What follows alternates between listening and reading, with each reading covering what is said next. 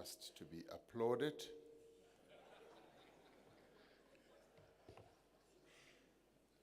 And I join those who applauded you with my special greetings to you, and Deputy Minister of Basic Education, Dr.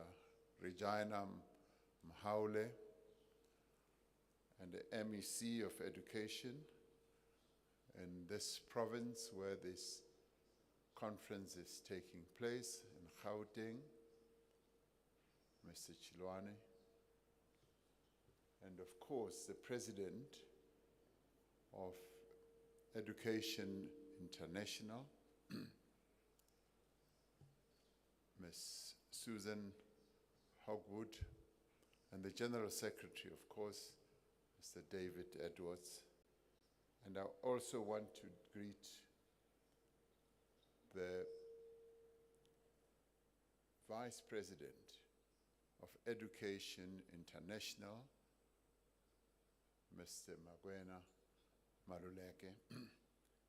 I also greet members and the leaders of the 5 trade unions in our own country here who are steeped in education. I extend my greetings to you all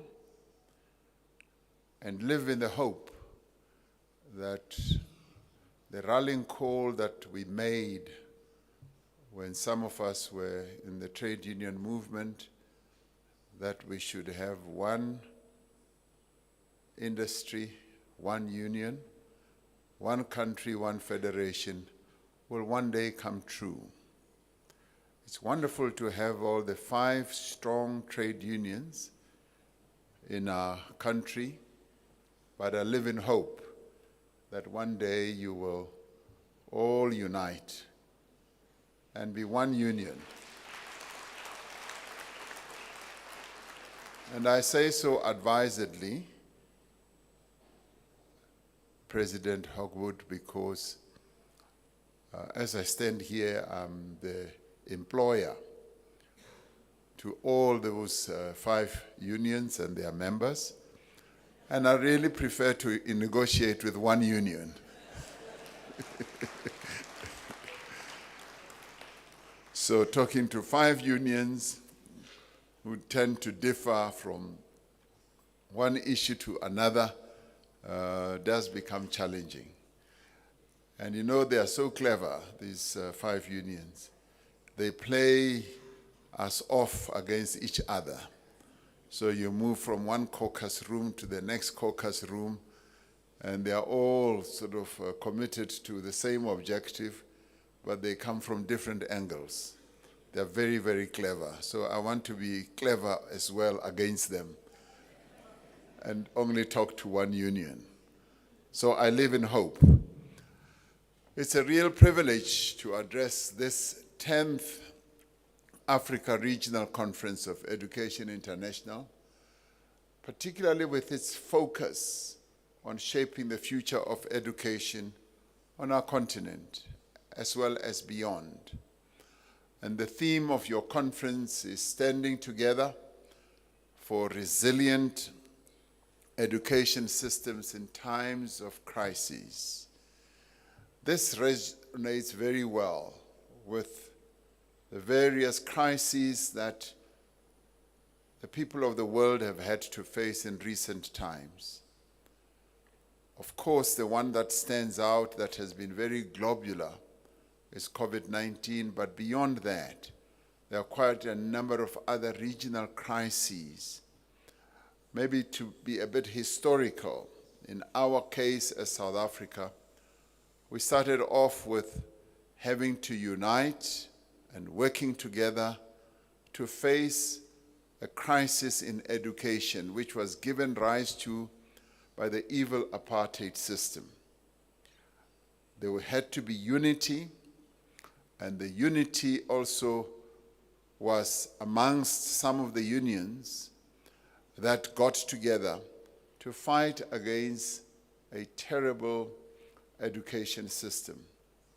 And they triumphed and succeeded in installing a much better education system that still needs to be taken out of a crisis situation that persists, largely because of our past. Government is spending quite a lot of money, and 6.6% of our GDP is spent on education, and overall, almost 19% of our national expenditure is dedicated to education.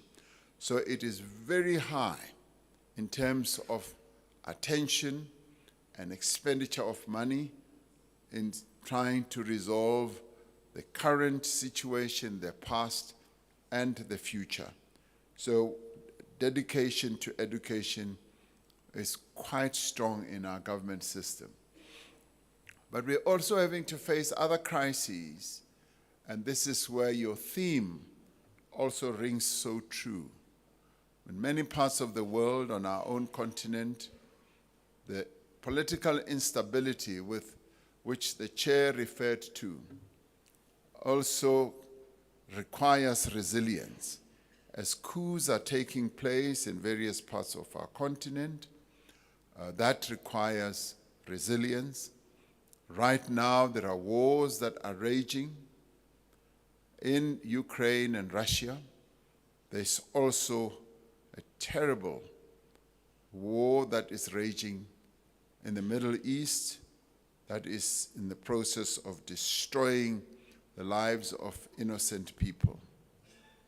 So these are crises that the education system has to respond to, and crises that education system needs to be resilient in terms of addressing.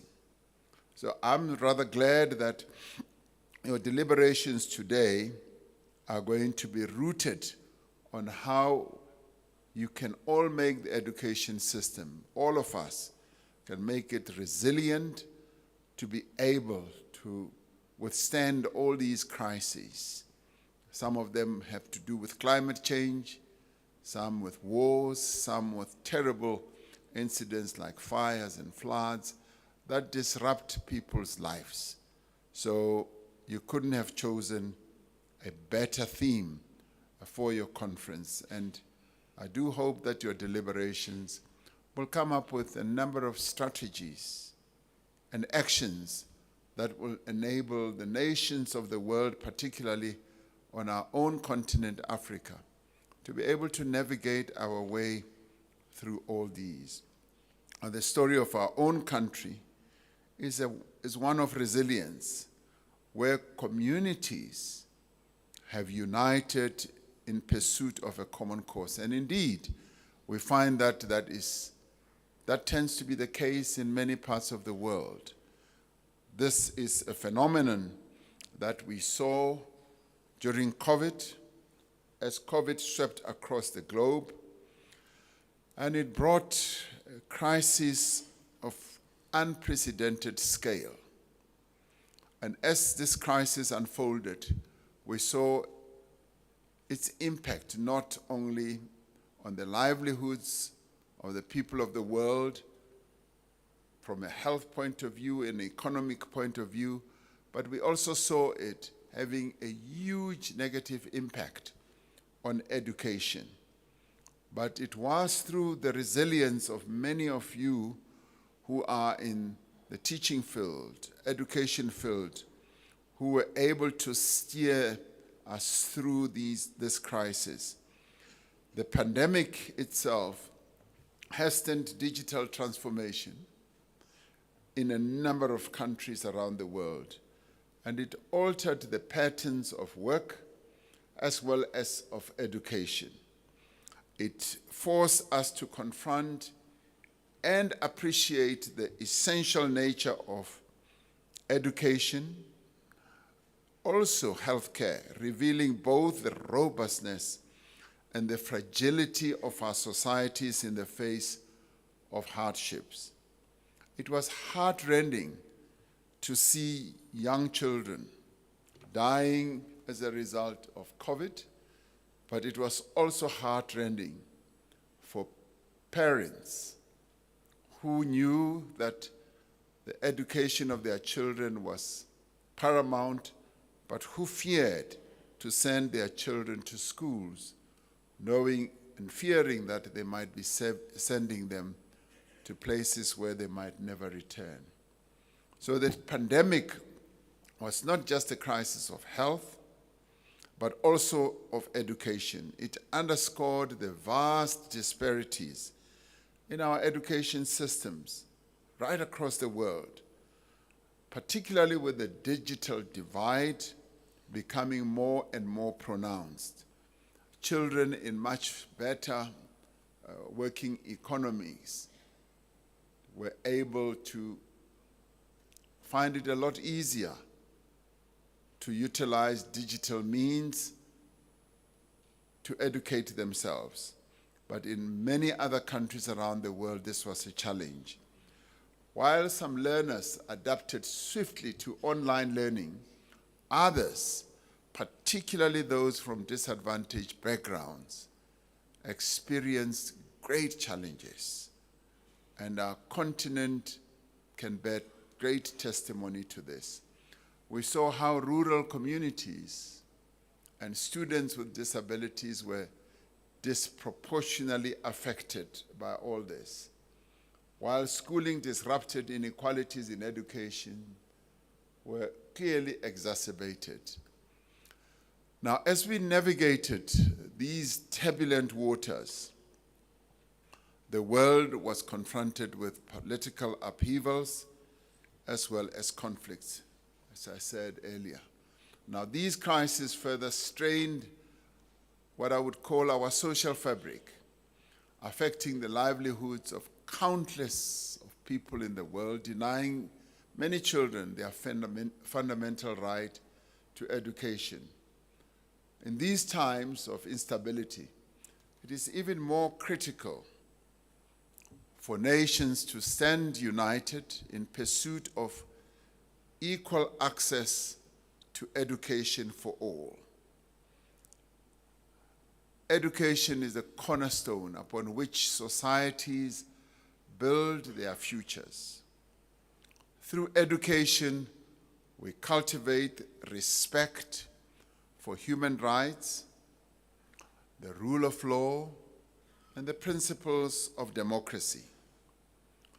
As the work of the United Nations High-Level Panel on the Teaching Profession demonstrates, the adaptation of education systems to a rapidly changing world is one of the most important tasks of the moment or of the day. This panel draws expertise from diverse stakeholders, experts, including ministers of education, labor representatives, teacher unions, and civil society organizations, and it includes even our own minister, Angie Motshekga, who has participated actively in this. It underscores the importance of educators' voices in finding solutions to educational challenges. And we are very pleased that we have trade unions that are vocal, that are active in our own space here. Educators play a fundamental and irreplaceable role in shaping our societies, and their insights are invaluable in our quest for sustainable solutions. The other important area is curriculum reform. A curriculum reform that should respond to the changing world of work is another very important task. In South Africa, we are on the brink of a significant educational reform with the implementation of coding and robotics curriculum from grades R right at the beginning to grade 9.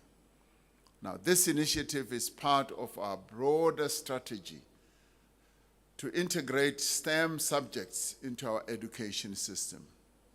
By doing so, We aim to equip our learners with the digital skills that are necessary to thrive in a fast-paced world.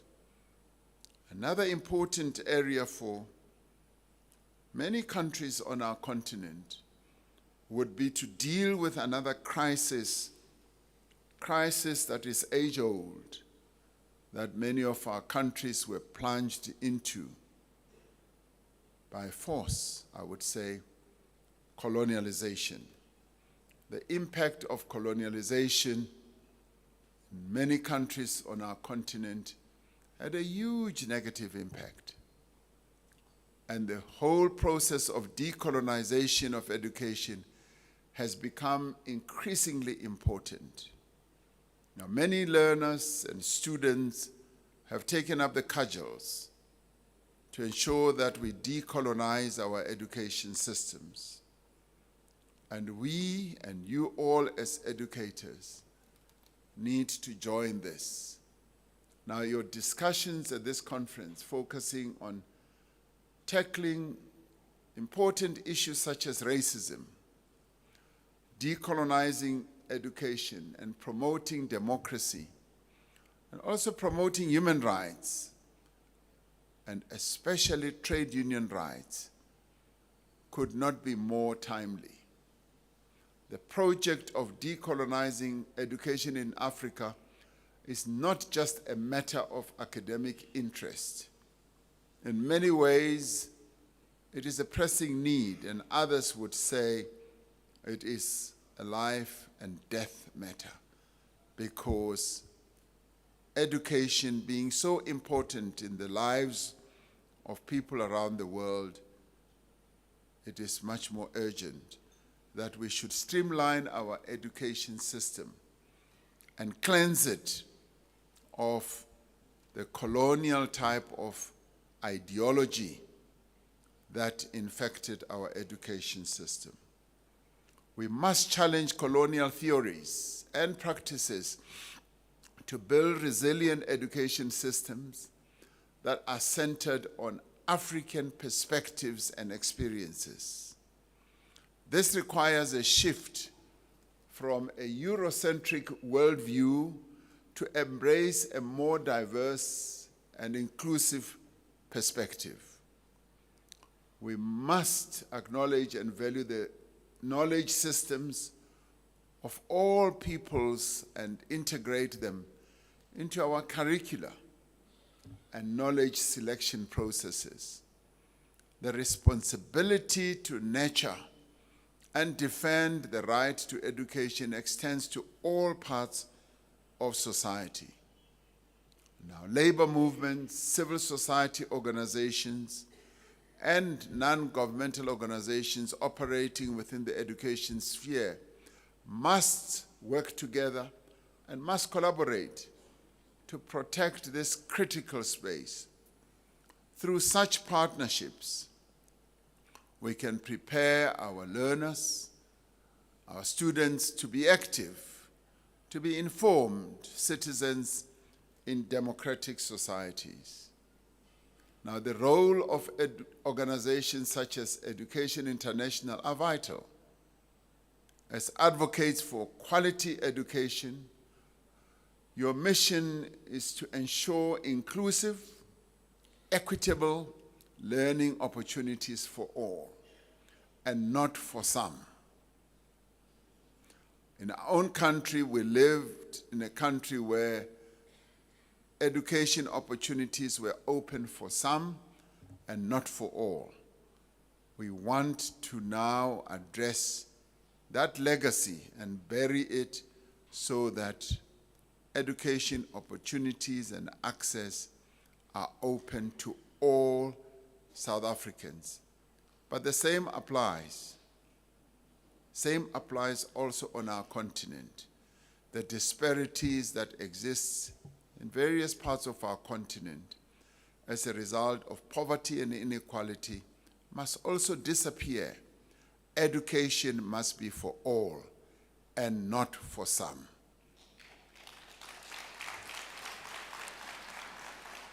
What is also needed are safe and conducive environments where the rights of all learners are respected and upheld.